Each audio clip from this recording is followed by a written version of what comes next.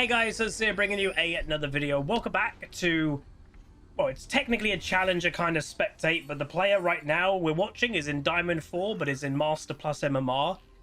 This is FAKER. So obviously MSI is happening, the mid-season invitational, which means all the pros are here on EU West. And obviously there's all the tracking the pro websites, and yeah, this is FAKER.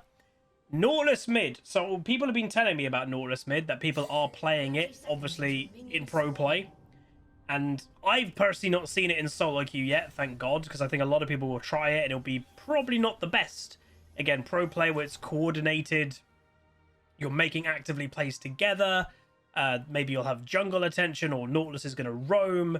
It can work probably, but we're going to watch it in a solo queue setting. The only thing I will say as a caveat to this is, apart from the bot lane, I would actually say Nautilus is a very good pick into 3 of their champs.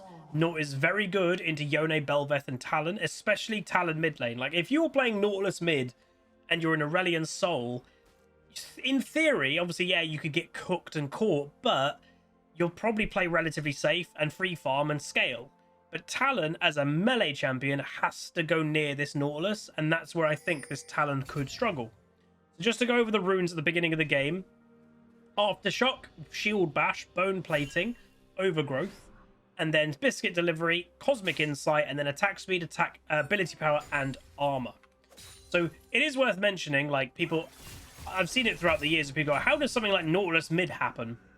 So a lot of these kind of niche picks exist in the background pre-tournament play, but you won't see much of it, if any of it, until the tournament begins. Because what's basically happening is pros and pro organizations have analysts, and a lot of theory crafting goes into what actually could be good. That's a surprise, what could shock, you know, an opponent, and potentially, you know, when you're just playing it for the first time, give you a cheeky win if the enemy isn't prepared against it.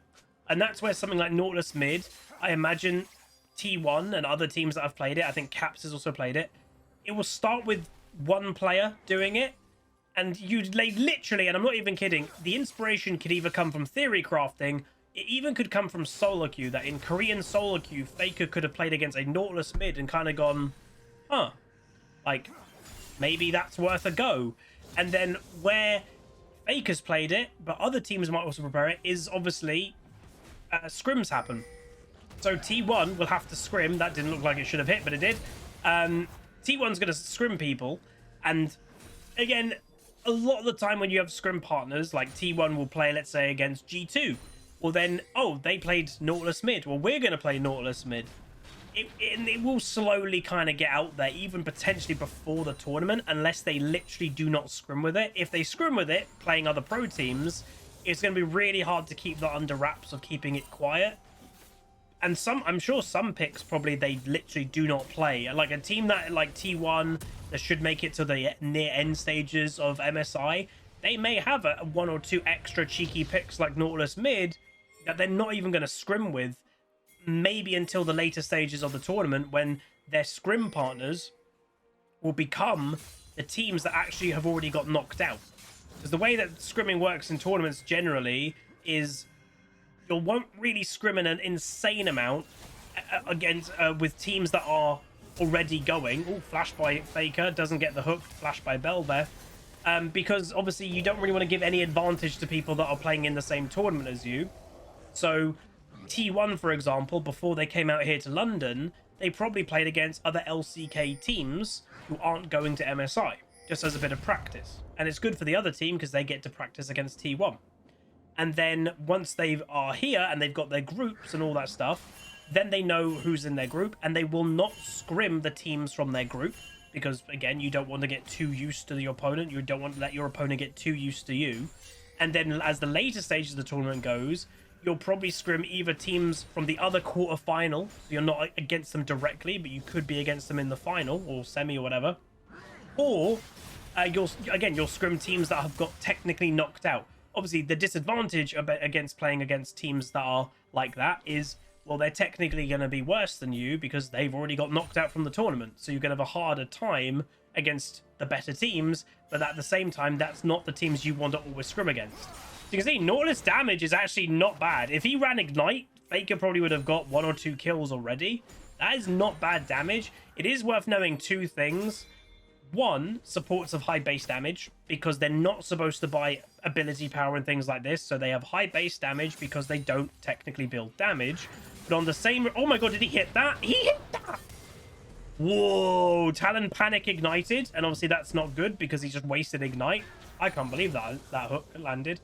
There you go. So yeah, on one thing, they have high base damage, but a lot of the time, supports like Nautilus, they actually have pretty good scaling as well, because no one is going to buy full AP or AP on Nautilus. So Riot kind of are like, oh, they might have 40 ability power. Let's give them okay ratios for that, so they can do a bit of damage with the little of ability power that they've got.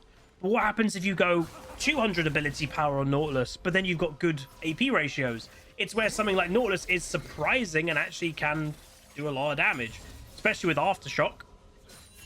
So I will say, I think Faker here obviously has been stopped his base. The enemy team seem to be quite desperate to try and kill him. Oh, he missed a hook. So again, mistakes do happen. Enemy team is going desperate for it. Belveth is dead. Warwick does take one kill. I actually don't think he should have taken that. Warwick will chase down the Talon though, and I actually think Talon probably is going to be dead. Running away, maybe he's alive. Again, Talon's very mobile. But yeah, I think Faker was probably playing around a little bit too much then. I think he should have just backed off and based a lot more. But again, it was technically a 1-for-1, and the enemy team used 3 people to do that. So, it's not the worst situation. I just think Faker could have lived. By the way, max skill order. I can see in the bottom left, he is maxing E. So E first. Obviously, usually on Nautilus, you'll max your Q because that's your engage and everything. But I presume he's doing E for wave clear. That's what I'm guessing. And yeah, as you can see there, he can just chunk minion waves actually quite easily. And obviously with his passive with W, it's AoE in auto attacks, so not too bad. I will say about, God, 5 years ago, maybe even longer than that, Nautilus mid was actually meta. It might have been longer than 5 years ago, now that I think of it. But yeah, Nautilus mid was meta. I actually played it. It was a viable mid lane pick. Obviously, since then, he's been changed and patched and all this stuff. But it's actually hilariously, to me, quite nostalgic to see something like Nautilus mid. That is not bad wave clear, I'm going to be honest. So item-wise, he's gone Boots of Lucidity. Obviously, cooldown reduction, quite important. Has also opted, which is expensive. He's obviously gone very heavy in early items. So he's got Dark Seal, he's got a Doran's Ring, and he's got Corrupting Potion. So that's actually a lot of money put on items that don't turn into anything. Obviously, Dark Seal technically does, but Corrupting, obviously, is a bottleneck. It's just fancy potions. And also, Doran's obviously doesn't turn into anything. And he's got all of them. So it's quite rare to see someone have, like, 3 of those items. You'll see people have a Doran's Ring and maybe a Dark Seal. You might see someone have 2 of those items. But to see someone have all 3 is quite rare. And he goes for a crazy flash, actually. Nice Fear by Warwick, into the passive for Nautilus, into an ultimate by Warwick. And Faker will die in the end, but a 2-for-1, not too bad. So it is worth knowing, again, we are in like a minimum master level game, even though Faker himself is Diamond 4. How does that work, by the way? So obviously similar to what I have, Riot give me a Riot account each season now. But that is technically a fresh Riot account.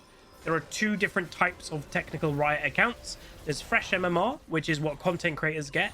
And there's pro Riot accounts. So the idea between a pro Riot account is they don't want someone like Faker coming to EU West. All right, you need to practice, make sure your mechanics are up to stuff. Constant practice in solo queue is what they do. Here's a fresh account. Enjoy your time in bronze. And then, oh, it's going to take you 2 weeks to climb. They don't want that because that's actually a bit annoying for the pros. So they actually give them straight away accounts that will pretty much be minimum diamond, but pretty much straight away in like master MMR games. And again, these accounts aren't permanent. They get deleted after the tournament is done. So yeah, it's that is what these accounts are for. It's to just go, here's a rating that's decent straight away.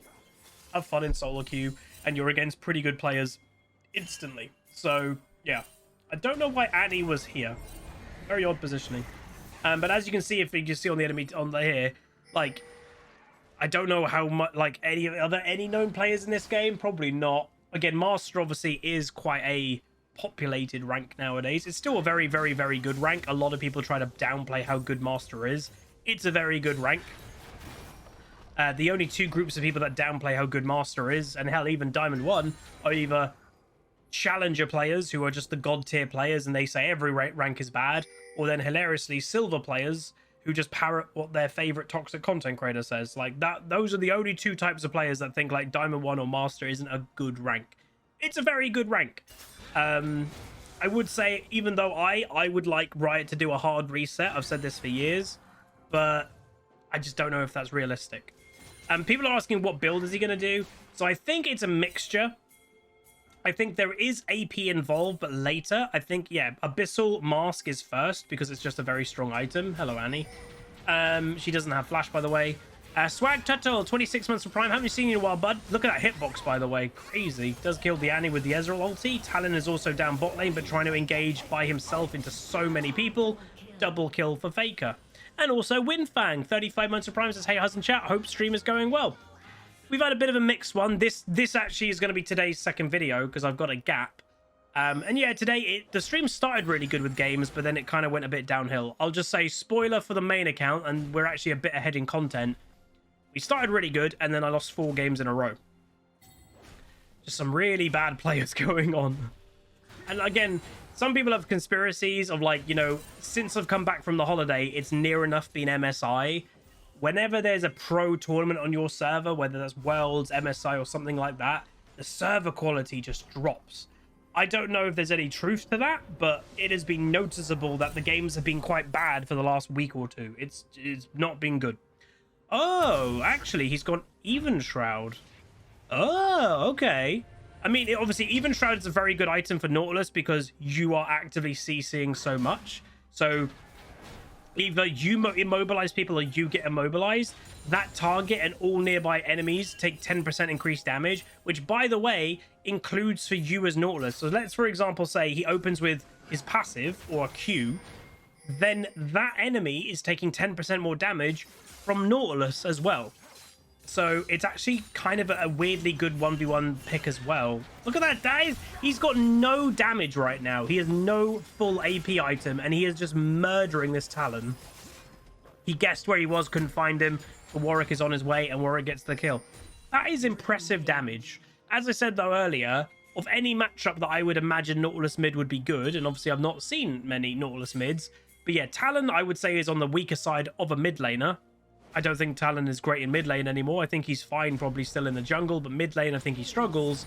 And then he's playing against a Nautilus. Of any matchup, I think this is probably a very good matchup for Nautilus in mid lane.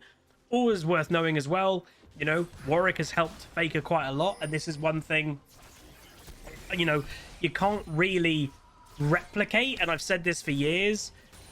When we watch the best players in solo queue, a lot of players know who they are. Like, a lot of people, even Master, like this Warwick Godwick, he might know this is Faker. He probably does know it's Faker. You know, yes, it doesn't say it's Faker, but I looked it up. I found out it's Faker. A lot of people are going to do that, who are especially in the higher tiers of play, because they've got a very good chance of bumping into these pros.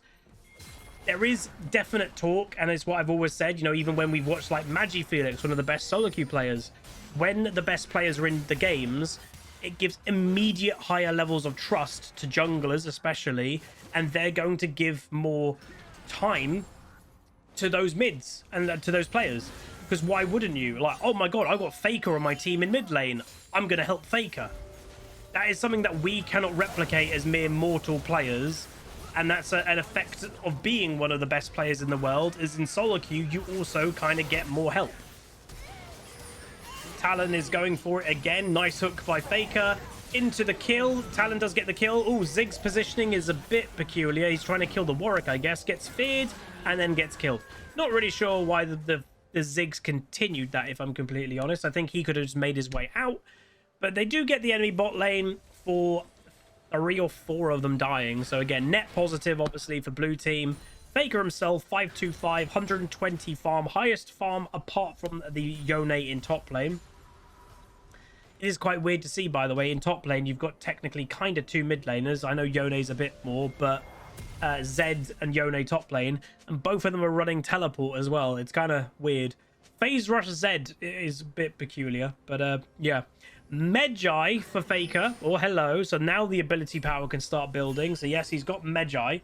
Belveth, who is obviously having a rough game, heavily going to still prioritize Rift Herald because that's the thing to do. Thresh, I think, was thinking about trying to stop that, but yeah, not going to happen. Talon, even though having a bad game, he has got 4 kills because it's been a kind of fiesta, so he's not particularly weak. But yeah, and Rowan just said, this is why you hit a Nautilus mid lane today. Yeah, that's the thing. So the question is, would I recommend Nautilus mid lane? Not really, no. And that's I think that's fairly obvious. So look at the combo. The damage is not bad. He's nearly just one comboed the Ziggs. He probably is going to get the kill. Yep, just straight up kills the Ziggs. Would I recommend it? The answer is probably no. For an abundance of reasons that I've said in this game is to pull it off, you need to play pretty damn well. You need to have good knowledge of what's going on and why. And also, you're not going to probably get as much jungle help as Faker's had. He's had Warwick helping him a lot this game. It helped him get the initial kill on Talon. You can't replicate that in your games. You know, you can't make the jungler camp for you, but it's likely happening because it's Faker. And yeah, Rowan just said his Nautilus mid went 0 and 8 in lane. Yeah, and I would also say it's quite, you know, you're not Faker, true. Faker and Caps and these players that are pulling it off are very special players. I would also say take away the skill aspect. I think matchup-wise, matchup is probably very important for something like Nautilus mid. I think, as I said earlier, I think he's playing against probably one of the best matchups he could ask for in a Talon. Hell, I would not be completely surprised if Talon picked and then Faker was like, oh, it's Talon mid. I'll play Nautilus. I don't think it's a blind pick in any regard. As I said, if you pick Nautilus mid and then they go, oh, I'm just going to play Viger or Relian or Vlad. What the hell are you going to do to one of those picks? They'll just get to free farm for free. Even Kassadin, to a certain extent, I think would be fine. You know, you'll just build maybe a bit tanky and that's it. It's the squishier assassins, like a Talon, who Nautilus in his bare build, building tanky counters, is the problem. All right, Teleport going up to top lane. Did use his Q, doesn't have it, but is on cooldown now. Opening up with his ulti. Shieldbow proc. Going to try and get the kill. Nice combo. Gets the kill. That's another teleport coming in by the Ziggs, of all people. Nice Ezreal ulti. Annie, as you can see, is being very toxic and kind of hilarious in the same way because she's playing bad. 2-9 Annie trying to be toxic by ping. Whoa! Nice play by Faker. And yeah. So unfortunately, and we've all said, like, toxicity happens in all ranks. Yes, that Annie, who is 2-9, is being toxic with pings. Again, for those that don't know what the Annie is trying to say, it's just something not very nice. Riot, by the way, did acknowledge that. And for those that are like, why did Riot change the emote of bait a little bit? It looked a little bit too much like a rope, if you can get my drift. That they did change it a little bit to make it a little bit less like that. But obviously, yeah, toxic players are still using it for a unfortunate reason. And there's, yeah, unless they get rid of it, that's now one of the toxic emotes, so, or pings. Build by Faker, so he's got 25 stacks of Medjais, by the way. What is actually surprising me is how many components he's bought throughout this game. Like, again, he bought, well, not even components, just individual items. Or bought Corrupting Potion, Dark Seal, and Doran's Ring. Those are 3 items. You normally don't have all 3 because that's a lot of gold. So it's quite rare to see someone have all 3. He's now bought, he's had this item for quite a while, the Glacial. He's now bought a Seekers. So he's got a lot of components, which you could say is limiting strengths, but the thing is, these components are actually very good for him right now. Glacial's good because he's an armor mana champion. Nice hook by Faker. Does get Yone ulted though. Big fight is happening. Nautilus ultimate comes through onto the Belveth, into a hook on the Yone. Matt finds the Yone in the backline, by the way, which is pretty nice. Enemy team is trying their best. They are actually winning the fight, is the enemy team, and I would say this is probably the negative of having something like a Nautilus in mid. He's not a carry, so he might be really annoying in a 1v1 or a pick opportunity, but in an absolute team fight, you are basically down an actual carry in mid. So your actual damage output could be lacking. So yeah, not a good fight. The enemy team, I'd imagine, are going to get that dragon. Faker's going to continue to push, but at least he didn't die. So again, he's keeping his 25 stacks of Medjais, which is nice. Again, the thing with Medjais, obviously, by the very nature of the item, it makes you... Oh my god! Oh no, sorry. I thought they got a steal there, but no. It makes you into a KDA player, obviously, does Medjais, because if you die, half of your stacks are gone. That's a lot of ability power and, you know, worth for an item gone. So Faker is going to try and avoid dying for very obvious reasons. So Zhonya's complete by Faker now. So again, does give him ability power. So for example, his Q does 460 damage. His W is giving him a 270 shield. His E is 300 damage. His ulti is doing, again, 460. This is more damage than normally a Nautilus would be doing. Look at nearly half health, and Belveth gets the damage reduction into the Nautilus ulti. Doing his best for a 2v1, and he's not doing too bad, to be honest. Which is kind of funny to see. Nice dodge there. He's just waiting out the Yone E into another. Gets Annie Tibbers, and that does block his Q. But you can see also how tanky he is at the same rate. His damage in duels, little 1v1 and 1v2s and stuff, is good. It's the big team fights where I think he's going to struggle more. But again, still not terrible. So he's actually going back. Ziggs doesn't stop him. He's going to teleport straight away to the Baron. I don't think he even bought a single item. He just literally wants to just go back to refresh his health and mana. Kill the control ward. There we go. And can the enemy team do anything? The answer is no. Belveth died. She didn't have flash or anything, so she couldn't get into the pit. Yone ulti and Ziggs ulti. Baron is dead. Enemy Faker gets the kill on Yone. Warwick picks up the Baron. And there we go. So very nice. Zed is split pushing while this is all going on. Which again, a lot of us obviously is a default playstyle for a lot of players nowadays. And now with Baron, they kind of gets the flash out of Ziggs. And that is one thing I will say when you're playing, if you are going to play Nautilus mid, you're a playmaking champion. Don't just be playing Nautilus mid and not trying to achieve anything. Your job as Nautilus is making picks, is landing hooks, going for flash hooks on the enemy carries. You actively have to be proactive playing something like this if you can't be reactive. And that's where I think a lot of time people go wrong in these examples, is they play their champion like other champs and they don't quite understand how aggressive they actually should be trying to be. You should be quite aggressive if you're trying to pull off something like Nautilus mid. Nice hook by Thresh. Yone goes down, and they probably should back out now. Again, the Zed with its split push has opened up the enemy base as well. But yeah. Someone's saying, so wouldn't tanky AP, wouldn't Mordekaiser do a similar job? Nowhere near as good as getting picks. Obviously, Nautilus is a hook champion. So yeah, it's a lot about picks. Is what they're kind of going for. And Nautilus is, well, he's one of the best hook champions or pick champions in the game. He's also got a lot more chain CC. So again, and also, when the meta at the moment is actually quite defined by strong AD carries, Nautilus, even in bot lane, but just as a champion, there's not much you can do as an AD carry. You know, if you're against a Leona, you can dodge a Leona ulti. But if Nautilus manages to get that R on you, it is going to hit you. You can flash away, you can Ezreal E-shift away, but it will hit you.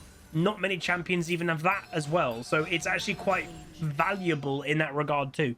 So what I would say is, if you want to give it a go, you know, obviously I can't stop you, give it a go. Maybe I'll even play it on Ranked to Diamond. It's going to be a funny pick. It used to be viable years ago. I would say don't try to play it absolute full AP, because I think that's where a lot of people will go wrong. But play it in the right matchup. Don't be playing it into a full scaling mage. I think that is just going to be a bad situation. Enemy team going to go for a kill. 2v1. Nope. 3v1. Can Faker end up with one kill? Yes, he can. Into the Zhonya's, blocking the damage. He's going to go down in the end. So there we go. So, I mean, he got one kill in a 3v1 under the enemy basically tier 2 tower. It's not bad. He is very ahead. It is worth knowing that. So he's got a lot of items complete, where most people on the enemy team have got 2. But yeah, that was not worth it in the end, because obviously Medjai stacks. Medjai stacks are probably a bit more valuable than what he just lost. Thresh is by himself in bot lane for no apparent reason. So he dies for free, which is a bit peculiar. Zed obviously lurking in the shadows, quite literally, to try and get a pick on the Talon, but he backs away. But there we go. Ooh, that's an interesting decision by Belveth. Probably going to live to regret that one. Is got damage reduction, but then gets CC'd by the Warwick. Does the pop get the kill? Doesn't. Do not think so. And she just survives. Ezra ulti doesn't hit. And there we go. Dragon coming up, though. And Faker has respawned. What did they just buy? What did Faker buy? Ah, now they got the Abyssal Mask. Again, Abyssal Mask, do not discount this item, especially on AP tanks. So you get your mana and everything like that. But then Curse. Nearby enemy champions, you reduce their magic resist by 17. For each cursed enemy, you gain magic resist. Probably not the highest value thing this game, because it's a Ziggs and an Annie, both not, again, Annie support, not the most ridiculous AP damage champions in the game, but it is a very strong item. Do not discount how strong the item is. Faker himself also level 16. Hullbreaker Talon, by the way, who just potentially rage quit. I don't think I've ever seen someone build Hullbreaker on Talon in my life. What? So in terms of split pushing on the enemy team, a Yone is by far a better split pusher than a Talon. And Talon has bought Hullbreaker. I genuinely do not know why he has bought Hullbreaker. I've got no idea. Belveth gets caught in a bush. Ooh. Flash engaged by a naughty Nautilus into a Thresh backing up, and he's probably going to look for the Yone. Oh, he does go for the forward CC. I was expecting Faker to go right with his hook, but he actually went left. But yeah.